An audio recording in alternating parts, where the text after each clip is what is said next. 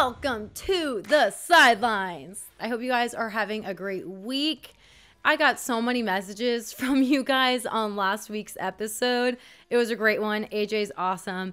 And of course, the Pat McAfee show pranking. My interview with him was hysterical, and I got tons of messages on that. So I'm glad you guys enjoyed it. And I also had messages on how to break into the sports broadcasting industry. And I know that it's a field everyone's interested in learning more about, and that's partially why I started this podcast. And I have a guest on that helps me give you guys some more insight. His name is Jared Sandler. He's the voice of the Texas Rangers, a host on 105.3 The Fan, and does the play-by-play for the Dallas Mavericks affiliate team on Fox Sports Southwest. That is actually where I met Jared in my first broadcasting job ever. I was their sideline reporter. Oh, thanks, Stephanie. Great to have Stephanie on board this year. When you have happy teammates, he wasn't quite sure how to rhyme that one, but you get the idea. You know what? That's a great point, though. For Stephanie Odie, Coach Del Harris, and the rest of our crew, I'm Jared Sandler. Thanks again for joining us tonight for this one. It's not a typical starter job. Usually, your first role in broadcasting is a small market. That's where you can rough it and get the raw experience. And if you make a mistake, not many people are going to see it. Well, no, I jumped right into Dallas, a top 5 market on a regional network, reaching a few million people. And if I made a mistake, lots of people were going to see it. It was an opportunity I was so thrilled to have, and I never took it for granted, but I wanted to be perfect at it. So I would go in there extra hours early and put in as much work as I could, talk to the coaches, the staff, the players, get as much insight as I can to prepare myself for the broadcast. And every game, we would have a production meeting 2 hours prior to tip. And I would get there so early, and Jared was always there, and he's been in this industry for years. So I really admired and respected his work ethic, and he saw that in me and really embraced me, welcomed me to the team, never treated me like this was my first time ever doing it. And if I ever had questions or asked for advice, he was more than willing to provide it. I could call him and say, hey, I'm not feeling good about my performance here. What do you think I need to work on? And he was very open and honest and just so great to work with. And he has some great insight to provide. We catch up and we talk about some of the real life things that you may experience during your work and how it could affect a broadcast, and you just got to roll with it because there's a lot of chaos. We give you guys some behind the scenes on what goes into a live NBA broadcast. This industry has so much competition, but a lot of mentorships, and the camaraderie is just so rich. And he goes into some of his mentors and how he was able to find success in this field. And I even get him to rap. Yeah. Like freestyle, he didn't see it coming. It's awesome. Here is my interview with Jared Sandler. Thank you so much for joining me and for really welcoming me in when I was broadcasting with you. You never treated me like it was my first time ever doing it, and I really appreciate you helping me along the way. So thanks for joining me. Well, thanks for putting up with me. I'm sure I'm not easy to put up with a few times a week, and you did a great job. We needed some fun in the broadcast, and you brought some fun to it, so I loved it. We definitely had a lot of fun, but I think we might have lost a member of our team. I heard that your Ninja Turtle book bag is gone. Yeah. I was so worried that someone passed away that I wasn't aware of. Yeah, what happened to it? Broke. So for the last 6 years, instead of a super serious backpack or shoulder bag, I've had a fun cartoon backpack because I used to have one of those super serious shoulder strap things. It was a gift, part of my graduation it was something that the baseball program at USC gave to all their graduating seniors, and it just broke. And I was one of those people who it seemed like I carried my life in that bag. So I couldn't just walk in with a laptop. I had everything. Yeah. So I ran into a Walmart and I got a Buzz Lightyear. It was a Toy Story bag for $2.99. And so it was just I didn't want to invest money in it. I was just going to use it to get me by through that night. And then I saw my oldest nephew the next day, and it was in the car, and he loved it. And so I just decided, hey, it works. I mean, it's, I like to have some fun. There's nothing about, like, I'm not a big look at me guy. Like, I don't, I'm not. That book bag says, look at me, though. Right. Well, so that's the only thing that I have that's like fun. That's not, it's like a little showy. And it's not showy in like a really lavish way. It's showy in a, hey, like, I'm the kid who's got a, cartoon backpack. It makes you so approachable. You're the guy with the headset on. I mean, and we sat right next to the fans, and they would point at it. I remember. Yeah. It was a fun thing to break the ice with. So Toy Story after that bag broke, went to Ninja Turtles, and I'm pretty sure the Ninja Turtle bag snapped.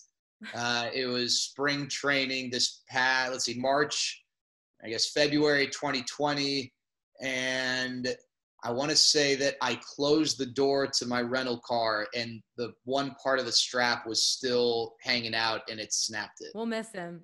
I wasn't convicted of backpack murder, but I did get a manslaughter 2 charge, so had to serve some time. So one thing I did want to ask you is, do you have a hidden talent? Are you a rapper? No.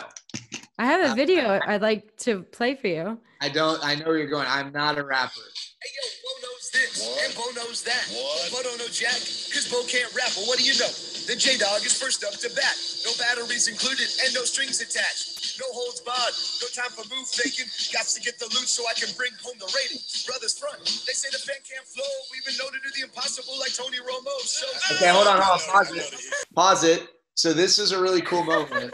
Because Ice Cube. I love Ice Cube. I am a huge Ice Cube fan. I actually, his son, who played him in Straight Outta Compton, O'Shea Jackson Jr., was at USC. Now, we weren't friends, but we had a class together, and I thought it was Ice Cube because he looks very similar to him. But I love Ice Cube, and he came in studio at our flagship station for the Rangers, and I asked permission, hey, can I come in? And I didn't know this was going to happen, but they played a rap that I did. I did this rap that you just played to take part in like a station thing years before, and they played the rap. And you're if you want to keep playing it, but he listened to the rap and gave me feedback, and that was I have no ambitions to rap, but it was super cool to have Ice Cube comment on a rap. That was pretty good. So, have you ever freestyled before? Not well, no. I got a little rap for you. Is this you? Yeah. Okay. Are you ready? Well, okay. Are you nervous? Yelp a little bit. Yep. Okay, ready? All right. Back on the air with Jared Sandler. Started with the legend, so we aren't strangers. Social distancing, but we got sports back. I even got him to join me for this rap. So is this where I'm supposed to go? Yeah. And try and not screw up the show because I have no flow like Tony Romo. That's about as I have. So we used to. Hold up. He's done this before, but maybe he forgot. Just busy spending all his time at the Sandlot. The pandemic hasn't slowed him down. He's still broadcasting the Rangers in D-Town. That's right. He's on the call, but that's it for me. So play ball. Steph out. That's awesome. That's really good. In high school on our way to basketball games, or usually it was on our way to basketball games, we had a rule. Our coach would not allow us to listen to music. He wanted us to like hang out and talk. So we would have these freestyle battles, and some of the guys on the team were really good. Others like myself were not, but we all had like our freestyle names, and mine was Jay Boogie.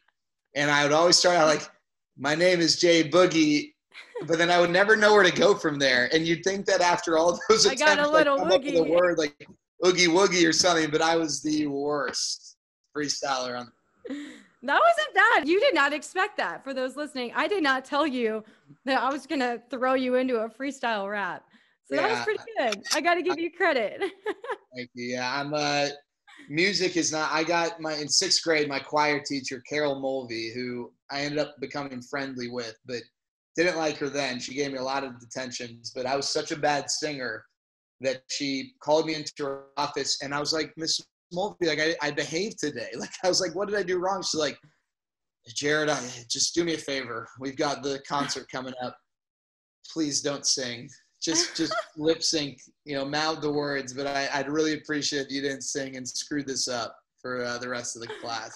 Oh man, that's good stuff. But I read that your biggest fear back in the day was public speaking.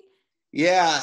Wow. So I have this weird split personality, I guess, where like I can be really shy, and I've really outgrown that for the most part. But like, I was about to say, I've never noticed yeah, that. I actually, it's funny. I got in so much trouble for like speaking too much or not raising my hand. That's how I was. So Yeah. it's no surprise where we are today. Yeah. But I will tell you that like early on in like press conferences, I got nervous. Like I'd raise my hand, but like then when they'd call on me, they'd pass me the mic and like I didn't want to fumble the mic around or. First press conferences are scary. But yeah.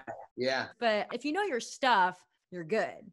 So I feel like the preparation is the key there. Yeah, no, absolutely. And, I think it's funny because I've said that and it's met with a lot of surprise from people outside of the industry that was a challenge for me. But don't get me wrong, there are a lot of people in our industry who performance, entertainment, all that stuff is so natural to them. They wake up, roll out of bed, and they can go and do stand-up in front of 1,000 people and bomb it and just not care. That's like Fish. You and I would be in the corner doing our notes, and Fish would be on the court doing his shots. Yeah, whatever, Fish. Yeah. Those people just don't care, and I admire them for having that confidence. Like it's not that they don't take pride in what they do; they just have this ability to flush out the bad. And that was, I've gotten a lot better at that. But that was another thing is I was so concerned. Like I could have a good speech or a good anything, but if it wasn't great, why wasn't it great? Blah blah blah blah blah. Are they going to judge me for this? And I still have the same like ambition for anything I do to be great, not just good. But now I recognize that like holding myself to perfection that's just not, it's not healthy. It's good to have that dangling carrot. That carrot still dangles in front of me, but I'm also not going to lose sleep every night if I come home and I don't feel like I had the world's greatest broadcast. I want to learn subjective. from it. Yeah. My producer would be like, that was your best throw. And I'm like, that was my worst throw. So sometimes people just have different perspectives. You may think you botched it and others think it was awesome. Yeah. I'll tell you a quick story. So when I was in the Northwoods League, this is prior to my senior year of college. I went to the Northwoods League. It's a college baseball summer league, like the Cape Cod League. It's probably the Cape Cod League is the most well-known. They get the best talent. The Northwoods League's right beneath it. And it was the last game of the year. Yeah, last game of the year. I was broadcasting for the Brainerd's Lakes Area Lunkers. And so my broadcast setup, I had like a normal counter and then an elevated counter. And I would always put my drink. I always put my drink on the elevated counter. And for whatever reason, it was like a cup, like your plastic souvenir cup filled with water. And I was reading the starting lineups prior to the game on air, and I just stumbled over one of the names. Like, it's not that I didn't know how to pronounce it. I stumbled over it. And for whatever reason, I was so frustrated, like, heaven forbid, like, I make a mistake, like, and I just can't roll with it. I pounded my fist on the counter. My drink on the elevated counter toppled over right onto my keyboard of my computer. And I knew right then, my computer went black. I knew right then and there. I still had to broadcast another, the whole game. So any opportunity to like dip it in rice or like recover it was shot. And I lost the computer. I had to go and buy another computer, all because I wasn't mature enough to just roll with the mistake. And it's funny to think back on, but it was also a good lesson for me because when you make a mistake, you're human, and I think listeners connect with that. They don't expect perfection. Now, if you're making mistakes every 5 seconds, that's different. But the occasional mistake, it's just you being a human being. And I think people get that. And I don't even think people will notice. Yeah, you're right, for sure. Yeah. And then so many things change during a live broadcast. If you ever came back from a commercial break late, because one time when Fish and I were covering the Legends, Fish and I got locked out. I was doing the halftime interviews. We pre-record those. I don't know what Fish was doing, but we got locked out of the stadium. We got in, I think, just in the nick of time. Well, Fish, now for you, I believe that, that was bad luck. I don't know how many times Fish Like we'd go and get food during halftime, and then we'd come back, and I'm That's supposed right. to like, yeah, and like I'm looking at like, and you know, most of the time he'd put on the headset with like 5 seconds to spare, but every once in a while he'd totally miss. Yeah. I would be sitting with the team by that point, and you guys would be over at the center. And I remember him walking by, you know, a couple minutes after the quarter started. And then there's been times where they would even say, Steph, you're on. Yeah. I'd be the analyst, but usually at halftime, I would be pitching everything I had to Ken in the truck. Yeah. So I don't know. I can't recall ever coming back late. I can't imagine you ever coming late. Yeah, for a game, for like a game broadcast. I think, you know, there might have been a time like hosting sports talk where like I race back and I, you know, they're in the you know, the bump music, the return music. But where I have been caught is that I'm a snacker. And yeah, your sometimes, sugar snap peas. Yeah. But like, so snap peas are fine. Sometimes the carrots, like they take a little longer to like, and so there have been a few times when I lose track of the 2 minutes or 90 seconds, whatever, and the producer or someone's like 10 seconds. I'm like, what? And I've got like I just started eating a carrot, and I'm trying, instead of spitting it out, I'm trying to like, you know, get it, like complete the, you know, the swallowing of the carrot. And sometimes I'm not able to chew it as much. And so it gets caught. And there've been a few times I've come back from break, not many, but I've come back from break and I'm like, oh, we're back for the 5th inning. And like, I got to, and so I've been caught in that situation before, for sure. Well, when you went to do spring training and your fill-in came in, I felt so bad. He lost his voice. He had all these holes there and he did okay. But by halftime, his voice was gone. And I just felt so bad for him. I lose my voice maybe once a year. There was one time when I was covering Ohio State, Wisconsin, where it kind of affected me. And I'm in the stadium. This year they put music in, so I have to talk over it. And when you're doing a report, you don't want to sound like you're yelling into a microphone. So that was the only time I had it. But other than that, I think I've been lucky with voice. So I definitely like, you know, especially in a baseball season where you're doing every game or every day, like there are days where my voice is not as strong as others, but I had a stretch in college where the first football game of the year for USC, my first 3 years, I got really sick in the week leading up. And I but sick, like, you know, where my voice would be shot. And my junior year, it didn't happen the first week, and I was like, oh, like, you know, I've overcome this. Like, and it was just random. Like, I don't think there was anything about the first week, but it happened on Sunday after the first game that previous day. And that following Saturday, we were going to be in Columbus broadcasting USC Ohio State. And that was going to be a huge game. And I bought those, you get like the 24-pack bottled waters for like $5 or whatever. You know, I went through 3 of those throughout the week. And in the day leading up, the day we went, so we got into Columbus on, late Thursday. I think we had all of Friday. On that Friday, I probably chugged more water and Tamiflu or whatever, and like echinacea pills, like just to try and get my voice back. And I was able to get through the first half, and then the second half, it was a little tougher. And I ultimately asked the analyst to switch places with me for the third quarter. But then I took it back over in the fourth quarter, and that was great because USC ended up winning their last possession.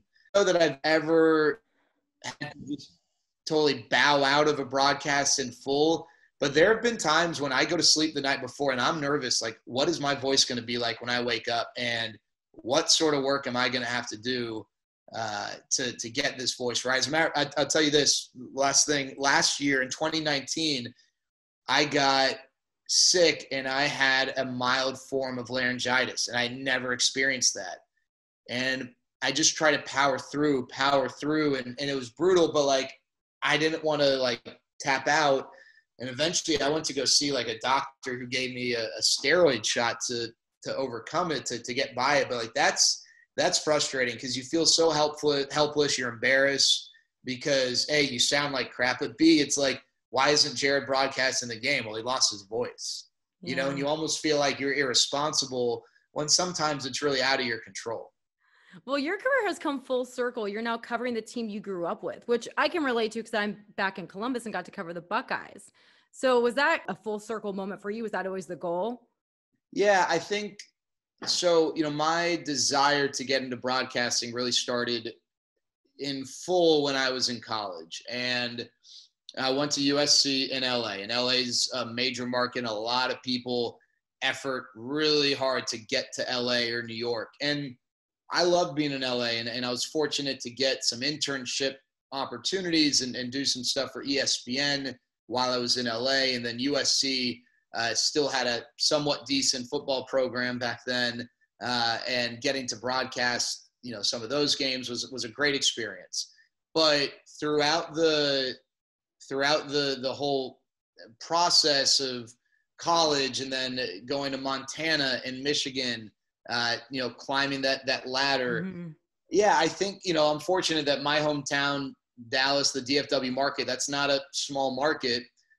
And it was always a dream to come back here. And, you know, when I first moved back, I did stuff with the Mavericks. And getting to do play-by-play for the Rangers is, like, when I first started, like, that was the, you know, every kid, like, they're in their driveway. Like, I used to want to hit the game-winning shot in Game 7 of the finals for the Mavericks, you know, or hit the walk-off home run in the World Series for the Rangers, you know, whatever. It's always for the local team. So for me, when that evolved into broadcasting, was I want to do play-by-play for the Rangers. And getting the chance to do that and getting the chance to work alongside Eric Nadel, who was my mentor, maybe my first and most influential mentor and a Hall of Fame broadcaster, that's really what's made it come full circle. The guy that I used to fall asleep listening to is now, you know, not just a teammate, but a close friend and someone I get to share the airwaves with. And I'm not sure that I'm worthy of sharing the airwaves with a Hall of Famer who's been doing this for 42 years, but it definitely is a privilege and something I'm so thankful that I've had the opportunity to do. Yeah, there's such a grind that people don't often see when it comes to broadcasting. I mean, there's been countless games where you're carrying your own camera, microphone in the rain, trying to get this done, and things just hit the fan. But when you come into work, I always notice everyone in our field loves to be there. We work late nights, weekends, but we're all enjoying the work that we do. Yeah, it's very competitive, but we do befriend the people that we work with or look up to, or even people we're up for the same job with. And so as I look to you as a mentor, I've called you thinking about, hey, how are these reps and things like that? And you got to work with the person that you admired, but you've also done the same. So do you feel this industry just kind of weeds out the people who have that goal in mind? Yeah, I think that, so I think like with anything,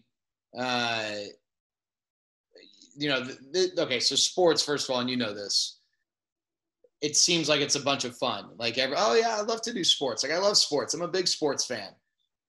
If you want to get into sports just because you're a sports fan and you think it's going to amplify your ability to be a fan, then you're going to be weeded out really quickly. Because when every one of your buddies is sitting on the couch on a Saturday getting ready to just spend the whole day watching college football start to finish, and then the same thing on Sunday, you're probably on air and you're getting ready for a broadcast. You know, you work a lot of long days, but, you know, ultimately, I've always felt like, you know, the pay it forward mentality is so, but that's just when I go to sleep at night, you know, I'm so much happier when we're all in it together. You know, I'm as competitive as the next guy, and I bust my tail to continue to grow and continue to advance. And, you know, I think of long days and just preparing for, you know, 3 broadcasts and you know, 30 hours essentially, plus a radio show, like those moments when you're like, you're out of energy. That's how I want to demonstrate my competitiveness, not undercutting someone, not going behind someone's back. And I've found that the relationships that you develop, whether it's a mentor-mentee relationship or just peer-to-peer, the friendships, those are so special. And I've been really fortunate to have people take me under their wing. I'd like to believe that, you know, I don't know whether they're fortunate, but I have definitely taken some people under my wing. And then people who, they're, again, it's not that you're taking them in or they're taking you in, you're friends, and you have some of the same challenges, struggles, experiences. And I think that communal feel to broadcasting, we're all in it together, it's a really cool element of this industry. Sports and broadcasting gives us so many opportunities. And I think I know the answer to this one, but I'm going to ask you, is there a moment or event that your career or your job has really stuck with you or meant so much to you? And I think I know what answer Emily would want to hear too. Okay, so you're going for the proposal. I'll share that story, but there's one that means the world to me. So, my dad has always been such an important part of my life and has always encouraged me to go for it and has always supported me. I still get texts from him before my broadcast, just wishing me luck and telling me I'm doing a great job. And I know that his critical ear is very biased, and I don't need like his validation to know that I'm doing a good job, because I know that I could do a horrible job and he's going to tell me it was great. But I mean, that's the type of support he's offered. I didn't grow up with a ton of money. I wasn't in a position where mom and dad could support me while making $20,000 in Montana, but he never once told me, hey, you need to reconsider. You need to make real money. Like he always told me, hey, go for it. And you know what, if it doesn't work out, then we'll figure it out from there. You're a smart kid. Everything's going to be okay. And maybe if I would have been making that money for an extended period of time, maybe the conversation would have been different. Fortunately, I was able to start making real person money. But that he never once wanted to get in the way of what I wanted to do. So anyway, he gave me a book by Jim Nantz called Always by My Side. And it was about Jim, it was an autobiography about his career. But he also talked about the relationship he had with his dad and how one of the most rewarding parts of his career was, before his dad passed, getting to bring his dad along, to the Masters, to the Final Four. And I read the book and I told my dad, I said, if I ever get a broadcast a Major League Baseball game, I want you to be in the booth for that first game. Oh. And when I said that, it was like in my head, I was like, I want to say something sweet to my dad just to show him how much I love him and how appreciative I am. But like, I never thought in my wildest dreams I would ever be able to fulfill that. Right. It's hard to do. Yeah. And you feel like you're one in a million fish in a sea, and you're never going to get that opportunity. Well, fast forward to July 7th, 2015. I did get that opportunity. That was the first ever Major League play-by-play game I did. It was the Rangers. I asked John Blake, the executive vice president of communications for the Rangers, if my dad could sit in the booth with us for the game, and he said yes. And I got to share that day with him, that night with him. And Matt Hicks was on the far left, and then my dad, and then me. And it was just a really special. It's not one of those like I could die and never accomplish anything and I'd be happy. Like, now that I accomplished that, like I recalibrate. I'm always something, but having that moment was really special. And to be able to share that with my dad, that's probably the most special moment I've had. That, and then the others, getting to broadcast some of my friends who have gone on to play Major League Baseball from my time at USC. That's been cool.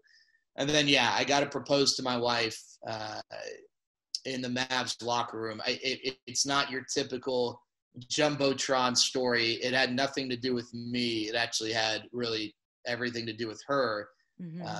She was raised by her mom and her grandparents, and her grandfather and her uncle as well. But her grandfather was such a huge influence on her and was the father figure for her growing up. And I never met him. He passed before we met, but one of the things that they did was they'd go to Mavs games together. And my wife's not like the world's greatest sports fan. She's happy to watch sports. She enjoys it, but she wasn't going to be able to break down the difference between an alley-oop and zone defense. Like, it's all the same, but she loved going to the Mavs games. And so the night I proposed, I incorporated our first 3 dates. And the third date, she took me to a Mavs game where I don't know, I guess it was her ticket. So she took me. Oh, wow. What a boss move, Em. Yeah. And, so we worked in the first 3 dates, but I wanted to do something to incorporate her grandfather. And so I thought the Mavs angle would be really special. We did it. Donnie Nelson helped set this up. We did it in the Mavs locker room after, it was in the middle of the second quarter of a game against the Timberwolves. And it was November 17th, I believe. It was a way to bring her grandfather into it. So what I did was I got the Mavs to reprint tickets in his name from his old seats. And I went to his, to his graveside, and I laid down some tickets, and I filmed I'm old fashioned, right? Like I grew up, and, before I asked her to marry me, I gotta ask the whole family. I asked her uncle for permission. I asked her mom. I asked her grandmother, but her grandfather was the father figure. And so I laid down the tickets, and I invited him to the game, and I asked him permission, recorded the video. So we took her into the locker room, walked her in front of Dirk's locker. Dirk was aware that there was something in his locker. Had some people that were kind of hidden, and then I showed her my phone and played her the video of me getting down. Is she crying at this point? Well, she actually just sent me a text message and said, "I'm crying listening to this," because she's in the room hearing this. But and then next thing she knows, I reach into Dirk's locker and I pull out a ring. And the reason we did that, so a few funny things here. One, the ring box was too big to fit in like a pocket without it being obvious. So big diamond, Jared. well, no. The ring itself was not. The box that gave it to me was not like You're really up in this proposal. No. So it had nothing to do with the size of the ring. But so we put it in the locker. So it was there. She knew.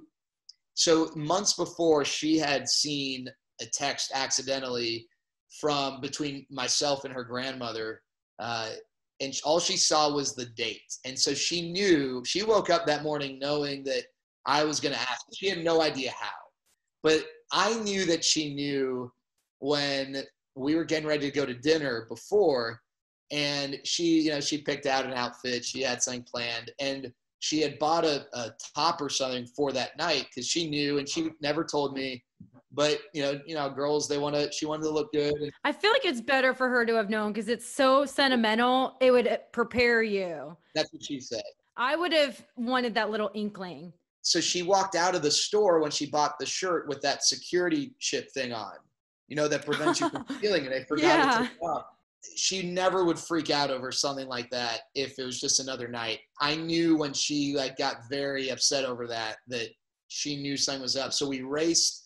And by God's grace, in rush hour, we raced and somehow avoided traffic. It's the only time ever at that time going in that direction. It was just, your heart had to have been racing. Oh my gosh, absolutely. Oh my gosh. Now, I'm a very punctual person to begin with. Everything's on a schedule. Yes, you're always an hour early even. Yeah. And so, but I also knew that I just needed to relax that night. The only thing that needed to be on a schedule was getting to the Mavs game by a certain time, and we still had to go to dinner first. And I wanted to take her to a restaurant that was special for us.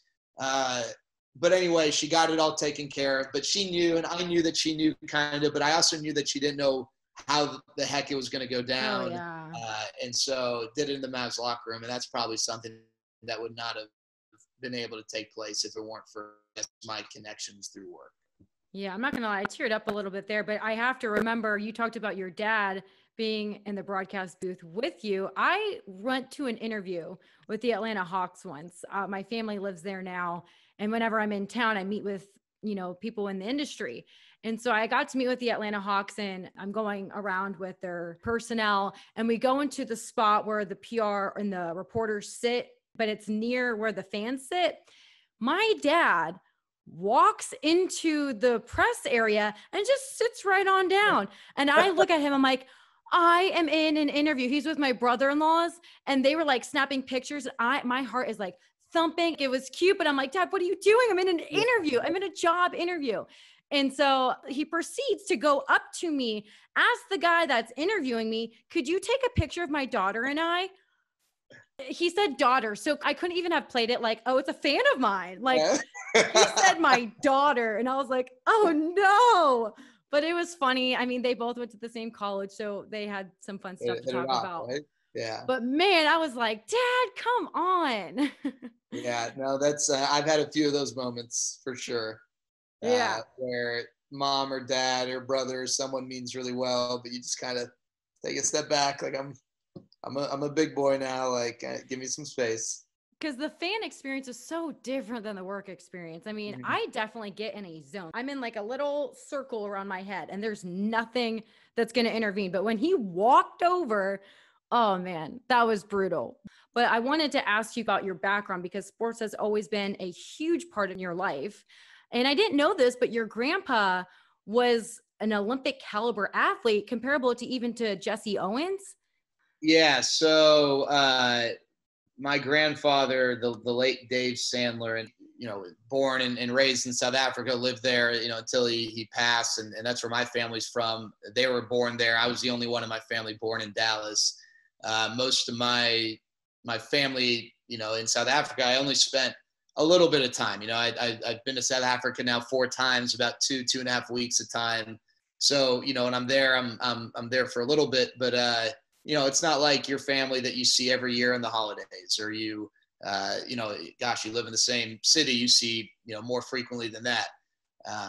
But, I've learned so much about them through my dad and the time I've spent with my grandfather. And I know that my dad was really close to his dad and spoke about him with great pride. And yeah, so my grandfather, Dave, was, he won several gold medals in the Maccabi Olympics, which was, for him as a white Jewish South African, really what his only options were at that time. And the South African government is still not in great shape, but certainly back then there were just a lot of hurdles for someone in his position to compete at the highest level, and the Olympics weren't an option. But and I believe he predated Jesse Owens by a little bit, but like his times were like a fraction of a second off. And I know that my dad has some of his gold medals. I know that my dad's brother has some of the others. But yeah, he was an incredible athlete. My great uncle, my grandfather's brother, Saul, he was also a athlete of the same caliber. My dad's brother, my dad. I mean, I grew up in a house and a bloodline full of athletes. And my oldest brothers, my 2 older brothers, I should say, they were both exceptional high school athletes and had opportunities to play thereafter and continued their athletic career a little bit beyond high school. And sports was what we did. And, I don't really recall. It's funny. I was like humming the Flintstones theme song with randomly. And I started like breaking out to like an improvised karaoke while I was sitting with my wife. And I said, that was like one of the, she always makes fun of me because sometimes like I'll eat with my hands like a caveman. She's like, oh, that must be where you get it from. And by the way, I don't eat anything with my hands that like most humans don't eat with their hands. Like, I was thinking like spaghetti or. Yeah, I'm not like digging in, like trying to get there. But anyway, so that must be where you get it from. And I was like, yeah, I guess I kind of watched the Flintstones, but I don't really have memories watching like a ton of cartoons. And that's not because I was forced to. I would wake up and I would put it on. It was channel 42, ESPN, back before there was like digital cable or whatever, it was channel 42. And then it switched to 32, and then ESPN2 was 33. And I was locked on those channels or Fox Sports to watch, the local teams. Like that's just what it was for me. And I think that I've got a passion for sports that goes back to as early as I can remember. And again, it wasn't forced on me. This wasn't like you have to watch sports. We're not watching your silly cartoons. It's like, I'd bug them, stop watching MTV. Like, let's watch ESPN when I was like 5 or 6 years old. Wow. Well, I really appreciate you taking the time. This was fun. I really appreciate all the stories you had to share. No, thanks, Steph. And I appreciate you having me. I'm looking forward to continuing to follow your career. And it was awesome working with you a few years ago. And maybe we'll get the chance to work together again soon. Would love to. Awesome. Thanks so much, Steph. All right. Have a good one. If you guys like the show, please leave a review and a rating. It really helps me out. And follow me on social media at Steph Odie, STEPHOTEY. Have a good one, you guys. I'll see you next week.